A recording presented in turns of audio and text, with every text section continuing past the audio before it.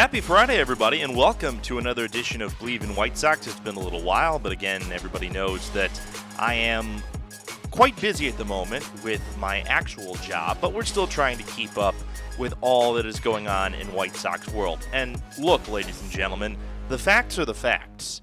The White Sox are 9-2 since August 31st. They had a 6-game win streak that started with a series-ending win in New York. Then they go to Minnesota. They sweep the Twins. Now, granted, this Twins team is in a disarray of all disarrays. The Minnesota Twins are what the Chicago White Sox felt like they were in the middle of last year. And it's not because they have as little talent or as little cohesion as the White Sox of 2024 did, but it's just because of the fact that the fire sale at the deadline, the ownership issues, I think that there could be disaster in Minnesota for quite some time, and that might end up helping the White Sox in some way or another. But then the White Sox end up going to Detroit and take 2 of 3 from either the second best or the best team in the American League, depending upon how you look at it.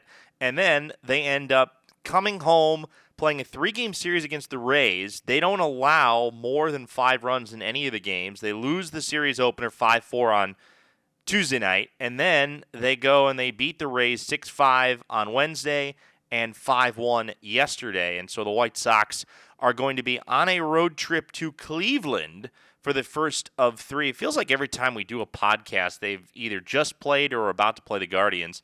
And then they will have their final homestand of the regular season. And look, folks, they got the Orioles coming in who are not good, the Padres who are good. Then they got to go to New York.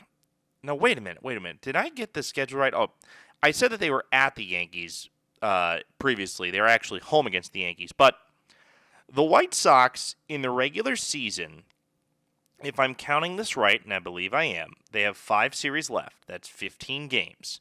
The White Sox are 57-90 currently. If the White Sox want to avoid a 100-loss season, they need to finish, at worst, 6-9. I think they can do that. I seriously believe that they can do that. And the reason why is that this team is showing now that the young pieces in this lineup are proving that they can be here to stay. Colson Montgomery has been a revelation. Do you want the batting average to be higher? Yes. But the dude is a rookie. He's only played in 56 games. He's got 18 homers and 49 ribbies. There's a really, really good chance that Colson Montgomery could be this team's home run leader by the end of the season. Now, Lenyn Sosa's hit 20. He's hitting 265 with 67 RBI. I think he's going to end up as the team's RBI leader no matter what. And I think that Lenyn Sosa is part of a bigger conversation that I wanted to have today. And the title of this episode is Hot Sox and Who's on First.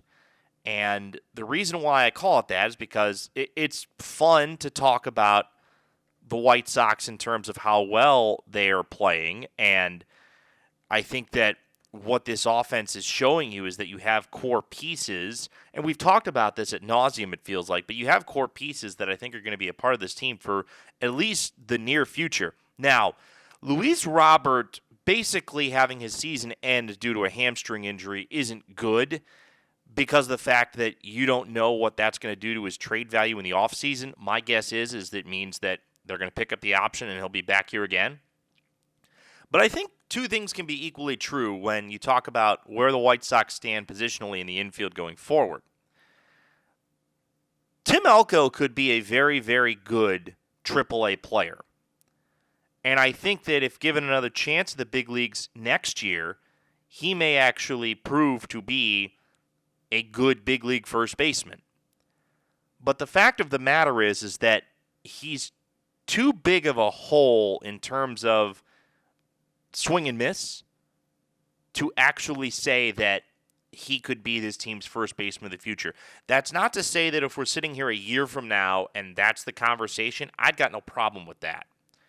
But right now, that's not the case. So the question becomes, based on what Chase Meidroth and Colson Montgomery are as your immediate future double play combination, which that's what it should be, is Lenyn Sosa your first baseman of the immediate future? And does that mean that Miguel Vargas is your third baseman of the immediate future? Based upon the two's positional versatility, I would rather see Lenyn Sosa as this team's everyday first baseman moving forward. Because I don't think Lenyn Sosa can play the left side of the infield. We know that Miguel Vargas can. And Miguel Vargas can play the outfield, which I think is really, really important given what this outfield is going to look like come next year. And what this outfield is going to look like come next year is still Andrew Benintendi, Brooks Baldwin roving somewhere, probably Mike Tauchman, Luis Robert at least to start. And then, who knows? Are they invested in Will Robertson as a guy that could be a fourth or fifth outfielder? Are they going to give Dominic Fletcher another chance to succeed at the big league level? I mean, I think that we'll find out over the course of the next couple of weeks based upon how he finishes the season. White Sox tried Brian Ramos for a little bit, and that didn't work. I don't know what the future is for Brian Ramos at this point. Granted, I think 12 at-bats is a small sample size in order to bring somebody up and send somebody back down, but he could be a guy that fills in at the corners. And I think it all depends upon what the White Sox do in free agency. But if you're talking about cost-effective first baseman, and I'm going to actually plug this in right now because I believe that the tool that I'm using, Sport Radar, gives me the ability to actually do this. Carry the one, do this. Now, I don't know if Lenyn Sosa is going to be classified on here as a first baseman. All right, so in the American League, if you were to count Lenyn Sosa as a first baseman, he would be 8th in the AL this year in terms of home runs. 8th. Not bad. If you go to RBI, he'd be T6th. So who are the players, first base-wise, in terms of primary first baseman in the American League? And you know what? We might just put this to this year across all of Major League Baseball. Apparently that didn't work in terms of the filtering. But, I've got to take both of these off. I'm sure this is riveting in real time for you to actually hear what this is in terms of actually me looking up stats. But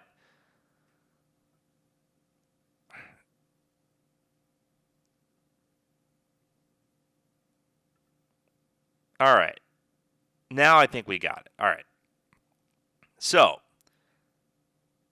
in Major League Baseball, amongst qualified first basemen, and Lenyn Sosa doesn't count here, he would be 15th in homers, or T13th. The players that would be above him, and you would take any of these first basemen, and I'm going to give you the first basemen that are below him in this regard.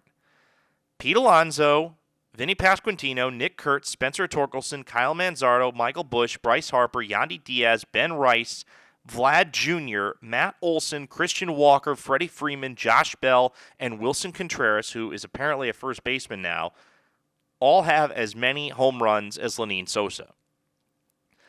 The notable first basemen that have fewer home runs than Lenyn Sosa, Josh Naylor, Nate Lau, Spencer Steer, Jake Berger, who I didn't realize wasn't playing third anymore, Wilmer Flores, Ryan O'Hearn. Okay, this list actually isn't nearly as good as I thought it was.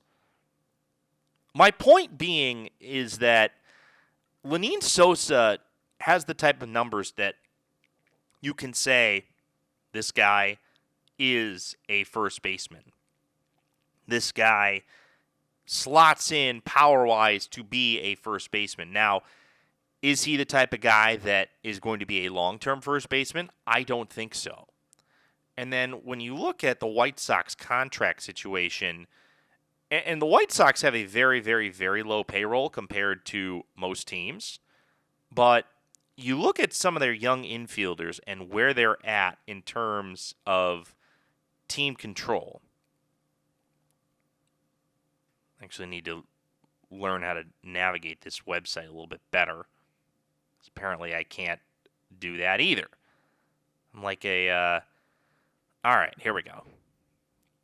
So, according to Spot Track, which is the website that you really, really have to go to in terms of contract situations, Lenyn Sosa is still pre-arbitration. He's making the major league minimum, $770. If that's what you want for your big league first baseman, that's great. Miguel Vargas, same thing. The only White Sox players that currently have an average annual value over $1 million are Andrew Benintendi, Luis Robert, Martin Perez, who's a one-year deal, Mike Tauchman, who's got an option for next year, Michael A. Taylor, who is for sure not coming back, and that's at $1.9 million, and Miguel Castro, who they inherited that contract because of where he was previously. And the only two guys that are making more than the big league minimum right now are Steven Wilson, who sucks, and Tyler Gilbert, who's been off and on injured throughout the year. So there's enough here to where you can have a pretty productive offensive infield at a very cost-effective level. Now, I don't think this White Sox front office is going to necessarily, do what they did in the Rick Hahn era and extend a bunch of these guys early, because I think a bunch of them are still unproven commodities. But if you were to tell me that based on his numbers this year and his ability to play first base and knowing where your strengths are currently in the infield, would you be okay with Lenyn Sosa being your everyday first baseman? I would say yes. Here's the other issue that I think is going to come to the forefront that is a big issue for, really, when you talk about it, how the White Sox get their most productive bats in the lineup. At some point, the White Sox are going to have to make a decision on who is their everyday catcher.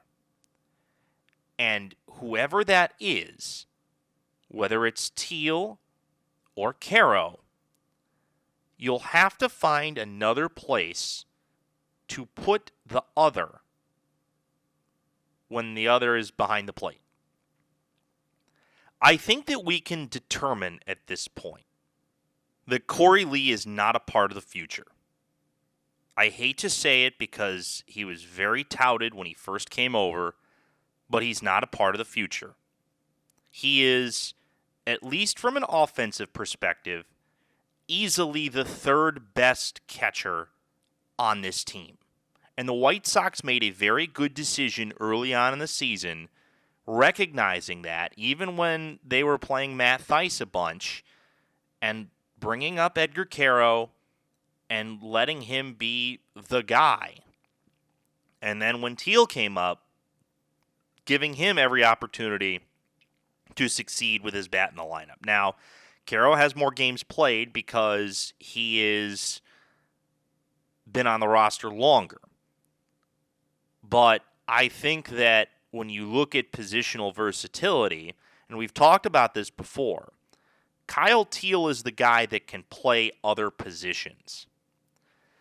The fact of the matter is that this isn't necessarily a problem you need to solve right away, but I think that the White Sox are in a position now to where they have to make some decisions on what's the positional future for some of these guys. And the problem that the White Sox have unfortunately gotten themselves into is that they have two elite prospect level players that play the same position.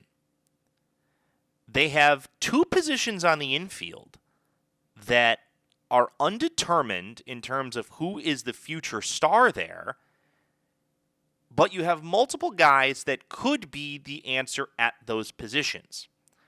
When you look at first base, it could be Kyle Teal, Sosa, or Vargas. At third, it could be Vargas or Sosa. In an outfield spot, it could be Vargas or Teal. And that's why I think, and this has always been my baseball philosophy, a lot of people may not agree with this, but this is kind of how I have felt about the way that the world of baseball works, is that you need, from a catching perspective, you need somebody that is going to catch 1/5 of the games. You need somebody that's going to catch the day game after a night game, that's going to be maybe the personal catcher for one of your favorite starters. Think about the White Sox in '05.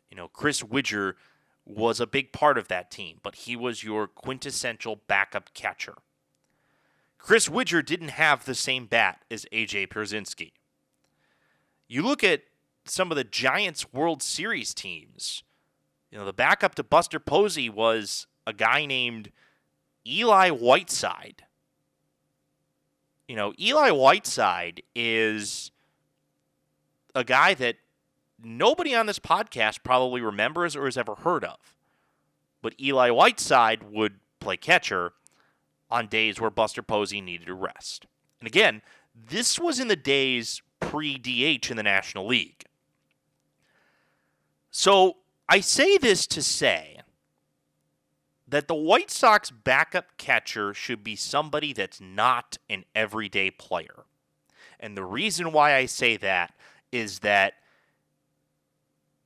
person doesn't need to have at bats every day. That person just needs to be there for the sake of being a backup catcher. You cannot have a premium bat as a backup catcher because that bat's not going to get in the lineup. And you might be thinking, Greg, this is an ass-backward philosophy here. Well, that's not the point here. The point is that you've got two premium catchers. One of them's got to play another position. And based on who these guys are, it's going to probably end up being Kyle Teal. Now, the other option that you have is that Corey Lee remains a part of this organization as the true backup catcher. And unless he wants to be something other than that, he's got to play himself into being something other than that. The other option is that one of those guys gets traded for assets that you need, a.k.a. starting pitching.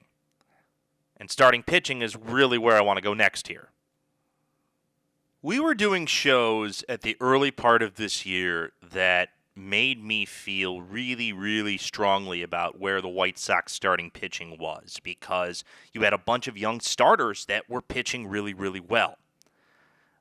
Of the White Sox opening night rotation, only two of those guys have been in the rotation with the exception of injury, the entire season.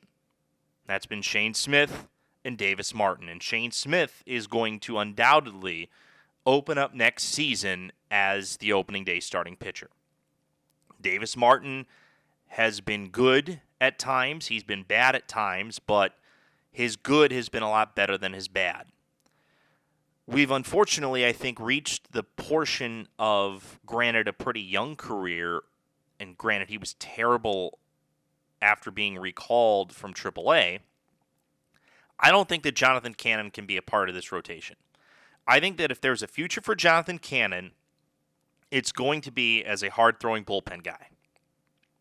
Now, what does this mean for Grant Taylor? I think the White Sox want Grant Taylor to be a starter, but I don't think Grant Taylor has been good enough in his bullpen role to warrant him just automatically going into the starting rotation. I think this White Sox starting rotation is going to have to add somebody as a free agent. We talked about it on our last episode a couple weeks ago. But I don't think that you can roll out the same 4 young guys again next year. Now, I think Davis Martin will be a part of the rotation. I think Shane Smith is definitely going to be a part of the rotation. If the White Sox choose to bring back Martin Perez, he will be as well. So then where do you go from there? Are Drew Thorpe and Kai Bush going to be healthy enough to be candidates to be in a rotation, assuming that they're both ready to go by spring training next year? Is Mike Vassell the type of guy that you could stretch out into being a starter? Is Grant Taylor going to be the kind of guy that you want to have being a starting pitcher again? Or do you prefer him to be the max out guy in your 8th through 9th innings? It's the White Sox pitching issues that I think are going to prevent them from being a contender moving forward. Now, the White Sox did some interesting moves by deciding to just let Aaron Savali basically go for nothing, and now he's pitching with the Cubs, which pisses me off, but that's part of the deal, I guess, when you couldn't actually trade him for anybody, which is problematic, and the White Sox are going to have to spend some money on starting pitching in the offseason. I mean, I think that you can get away with a cheapo bullpen because the White Sox bullpen at times has been good, but at the same time, I don't think that you can go in to next year with a starting rotation that features both Sean Burke and Jonathan Cannon. Certainly cannot have, unless he proves that he's much better than what his career arc has been. You know, Yoendrys Gomez has been solid since coming up, but he hasn't been overwhelmingly great. And Gomez is a guy that, you know, at this point is almost 26 years old, so maybe there is a place for him. That stands to be determined. But he's the kind of guy that you look at his game logs, like he'll have a great start where he gives up 1 earned run, and then he'll give up 4 earned runs. And the White Sox have tried to basically take a guy that was a reliever, a long reliever most of the year, at least when he was in the Yankee organization, and turn him into a starter. And it's kind of worked, but I'm just not confident in where the White Sox pitching infrastructure is from a starting standpoint of any starting pitchers at this point beyond Shane Smith and Davis Martin. Now, people seem to now forget, or maybe they don't, that, you know, Shane Smith has been a Rule 5 guy. I mean, he is a Rule 5 guy. So he's going to last on the roster the entire year, and he ain't going back to Milwaukee. I'm sure Milwaukee would love to have him back, but he's not going back to Milwaukee. Mike Vassell, also a Rule 5 guy. He's not going back to Tampa Bay. So these are two guys that, and I want to believe that Mike Vassell could be a starter. But Mike Vassell has actually shown a lot of gumption in late inning situations this year. And I really like the demeanor that he has when he's on the mound. I mean, if you were going to ask for a 2.5 ERA in almost 93 innings out of a Rule 5 guy, I'd say that you've won big time. I mean, White Sox scouting department has won huge with Shane Smith and Mike Vassell. And it's funny because Mike Vassell actually was in the Mets organization, then was Rule 5'd by the Rays, and the Rays traded him to the White Sox. So I don't know if he were to actually be returned, whether he'd go back to the Mets or go back to the Rays. But last year at AAA, he was a full-time starter, and he was bad.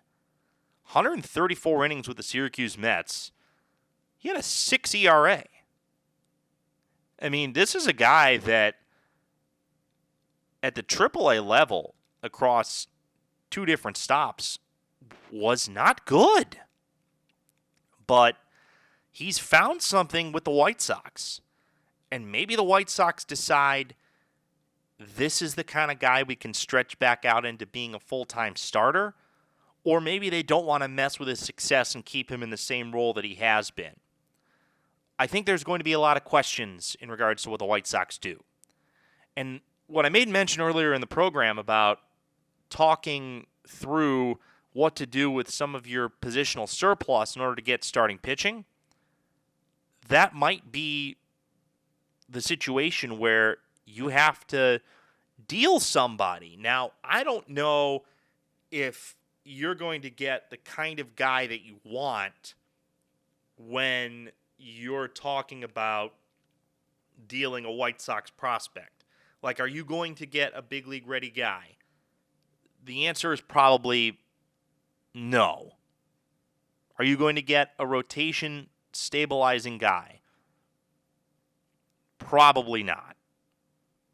So, if you want to look at let's see if Spot Track has this up. If you want to look at some of the starting pitchers that are going to be on the market, this is what you got. Framber Valdez, per Spot Track, is going to have the highest AAV of any upcoming free agent. 33.9 average AAV. He's making close to 19 this year with Houston. I don't know if Framber Valdez is the kind of guy that you necessarily want. Cubs have a $20.5 million conditional club option on Shota Imanaga. They're 1,000% going to pick that up. Freddie Peralta's got an $8 million club option. He's only making 3.1 this year. They're 1,000% going to pick that up. Ranger Suarez with the Phillies, unrestricted free agent. Maybe that's a guy that is available. I doubt that Dylan Cease is going to come back to the White Sox. He's an unrestricted free agent, so you can kind of kiss that boat goodbye. Shane Bieber is an interesting choice because he's a guy that has struggled with injury. He didn't make his Blue Jay debut until August 22nd. He's been okay.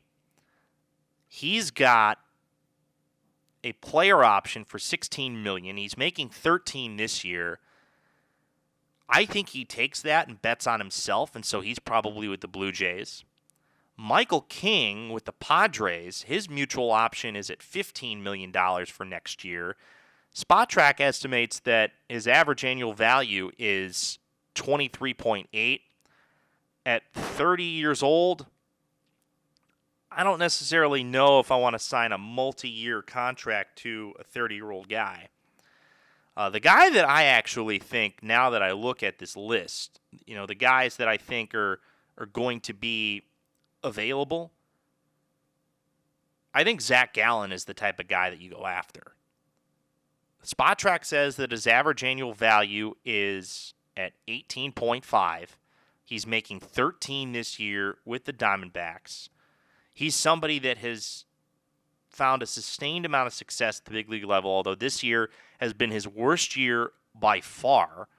He had a sub-3.7 ERA from 22 to 24, and this year he's at 4.8. I think a lot of things went wrong with the Diamondbacks this year. So maybe he's a guy that you can sign on like a 2-year $50 million deal, or maybe like a 2-year $40 million deal. Somebody that's a right-handed veteran that stabilizes the rotation. Now, I'm looking at some of the other guys on this list. I mean, Brandon Woodruff's got a $20 million mutual option with the Brewers. My question is with Woodruff, is he the guy that they're going to go cheap on? Would the Brewers say, we don't want to pay that money, even though they paid him through a year of injury, and say, thanks for the memories, see you later.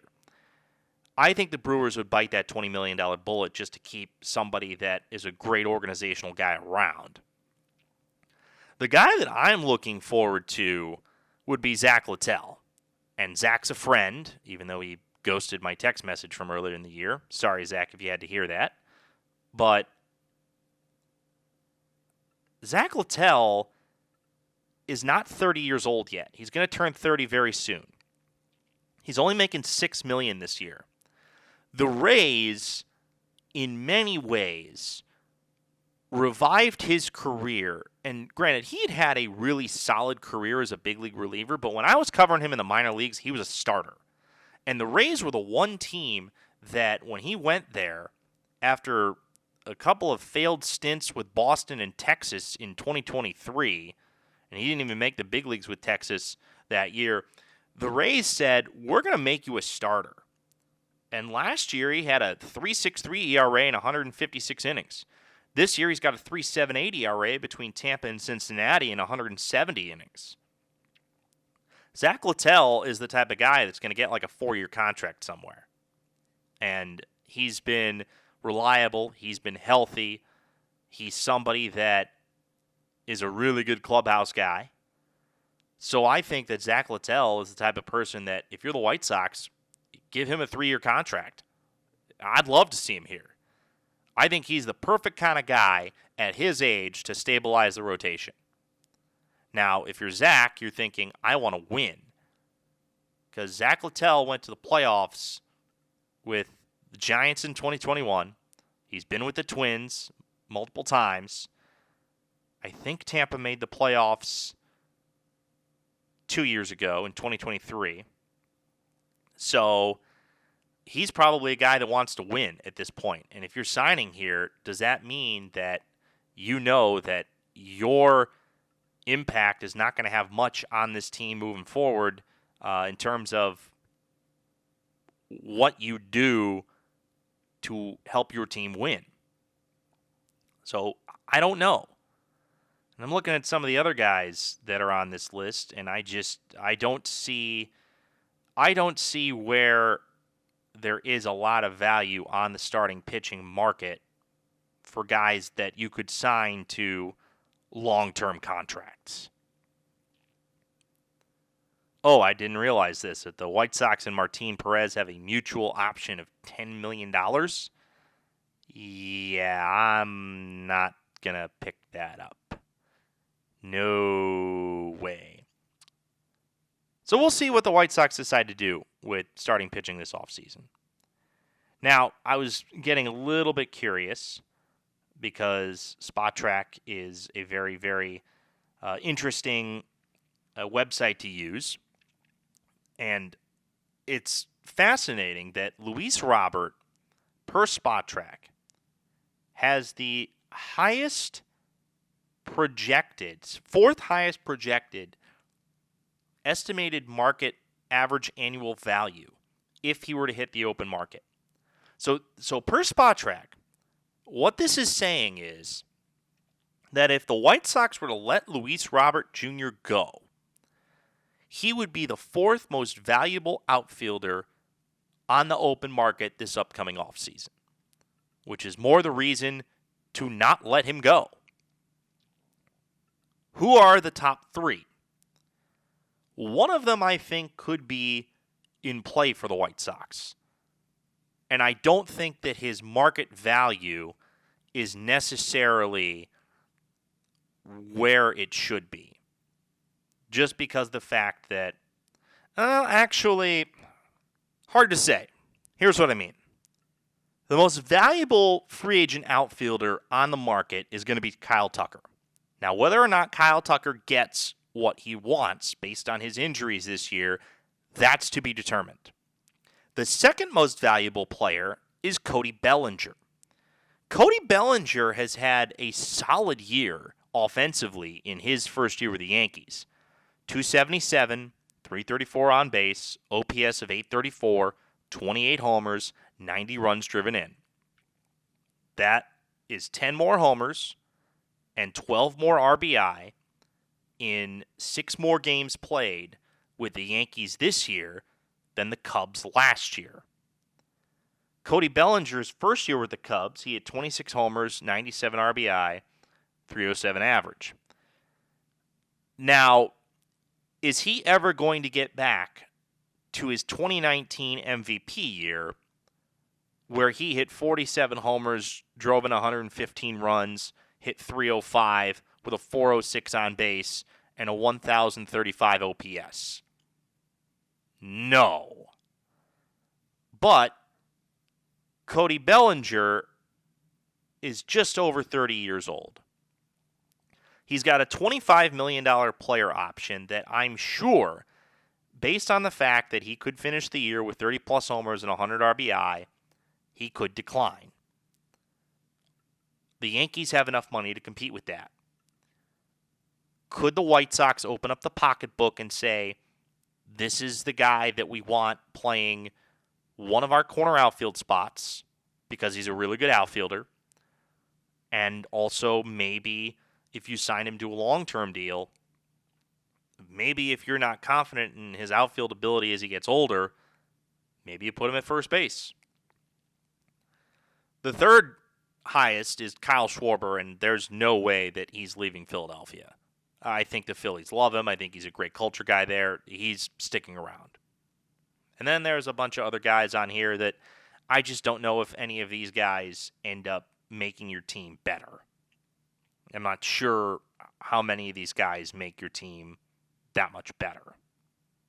But we'll have to see how that plays out. And we'll have to see if the White Sox do decide to go get an outfielder in the offseason. It's not encouraging that I'm not even to the bottom filtered page on this list and Michael A. Taylor is on here. That's not a guy that I want. I don't want to see Michael A. Taylor back. But if Michael A. Taylor does come back, he fills a spot. And we have filled up your time for today here on Believe in White Sox. We'll be back at some point soon. White Sox are at the Guardians, then home for their final homestand, 3 against the Orioles, 3 against the Padres, and then they go east to finish the year at New York and at Washington. Will the White Sox come in at under 100 losses? I think so, but we'll find out. This has been Believe in White Sox on the Believe Podcast Network.